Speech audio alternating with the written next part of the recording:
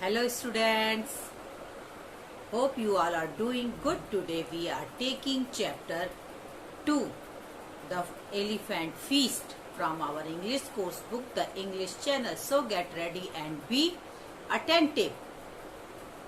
The children snuggled up to grandma. It was story time. And grandma had a lot of interesting stories to share.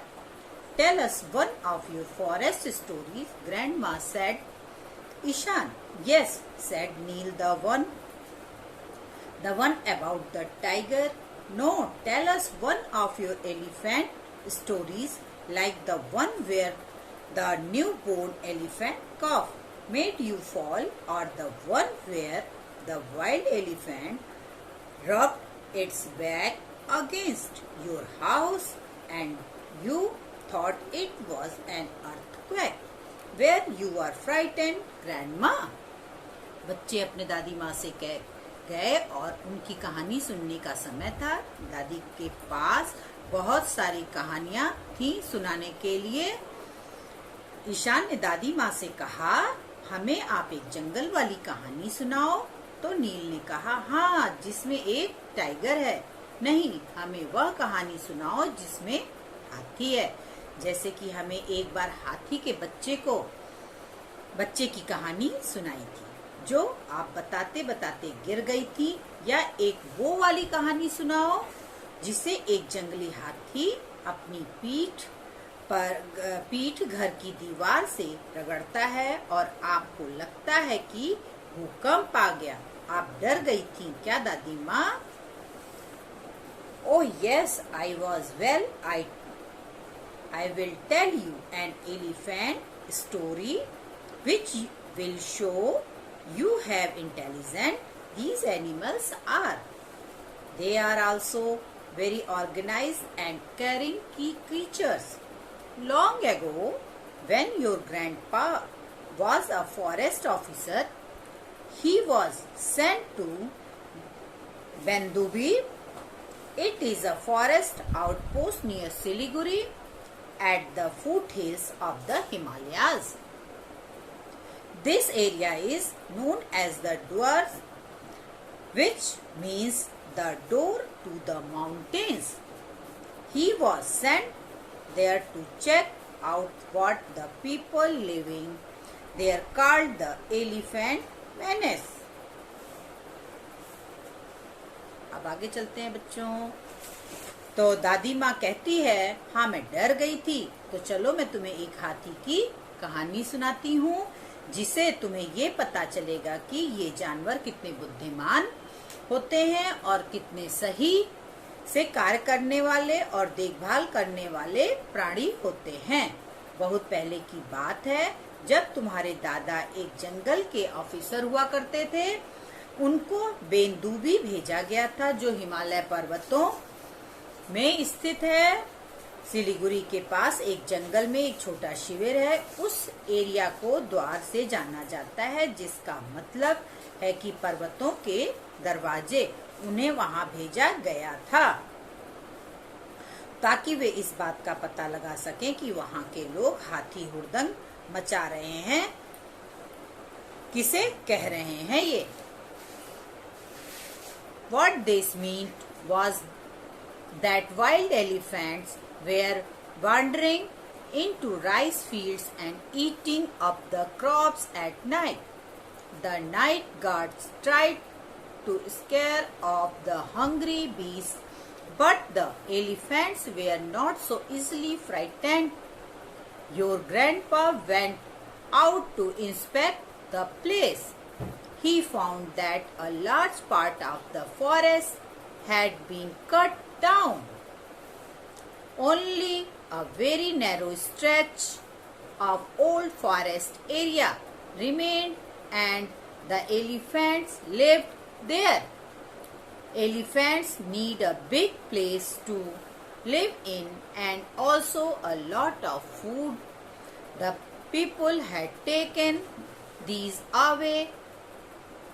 How would you feel if your home was taken away and you did not have enough to eat? इसका मतलब यह था कि वहां के जंगली हाथी चावल के खेतों में चले जाते और रात में वहां की फसलें खा जाते। जो वहां के रात के सुरक्षा कर्मी थे, जो गार्ड थे वहां के, वे इन हाथियों को बहुत डराने की कोशिश करते थे, पर वे हाथी नहीं डरते थे। तो तुम्हारे दादाजी इस स्थान का जायजा लेने गए तो उन्हें पता लगा कि जंगल का बहुत बड़ा हिस्सा काट दिया गया है, खाली एक पतला टुकड़ा पुराने जंगल का रह गया है। वहीं पर हाथी रहते हैं।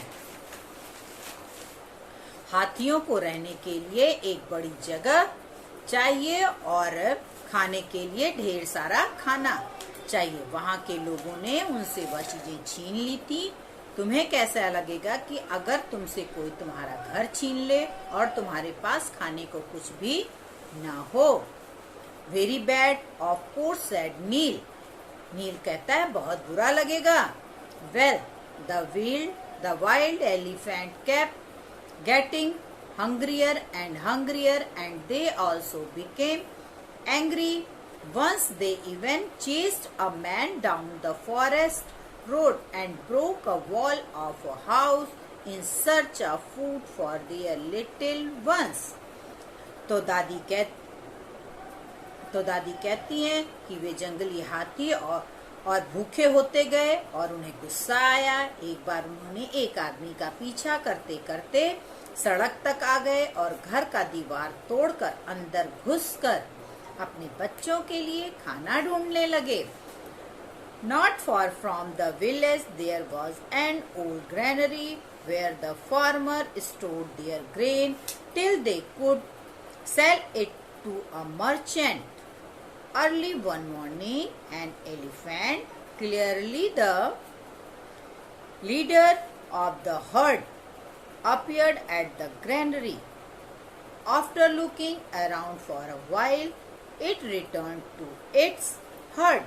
A little later, two men who were on their way to the granary saw the herd move towards the granary in an almost military order. The alarmed men speedily climbed a banyan tree and hid themselves among its leafy branches. They watched the elephant. गांव के पास एक पुराना धान्यागार था। धान्यागार का मतलब होता है जहां पर हम अपना अनाज इकट्ठा करते हैं, स्टोर करते हैं, जहां किसान अपना अनाज इकट्ठा करते थे जब तक उसे सौदागर को बेच नहीं देते थे।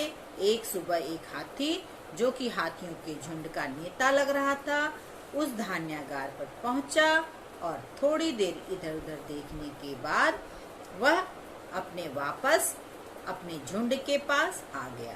थोड़ी देर बाद दो आदमी जो कि धान्यागार की तरफ जा रहे थे, उन्होंने देखा कि हाथियों का झुंड उस धान्यागार की तरफ सैनिकों की तरह चला आ रहा है।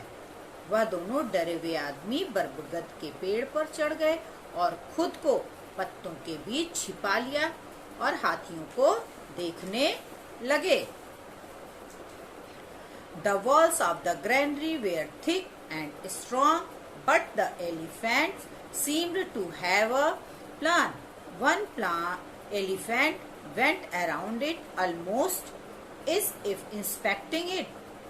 One of the largest of the herd then took up a position at a corner of the granary and started pounding the wall with its tusks. When it was tired, another took its place, and then another, till several bricks gave way. धान्यागार की दीवार काफी मोटी और मजबूत थी। हाथियों को देखकर ऐसा लग रहा था कि उनके पास कोई योजना है, प्लान है। एक हाथी उसके अगल बगल गया जैसे धान्यागार का जायजा ले रहा हो। फिर उस झुंड में से एक बड़े हाथी ने धान्यागार के कोने में अपनी जगह ली और दीवार पर अपने दांतों से जोर से वार करने लगा। जब वह थक गया तो उसकी जगह दूसरे हाथी ने ली। फिर जब दूसरा हाथी भी थक गया तो उसकी जगह दूसरा हाथी आता गया, जब तक कुछ ईंटें न गिर गईं।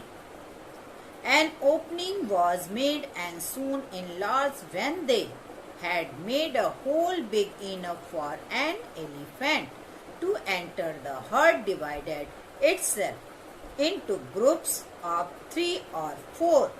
Since only a few could find room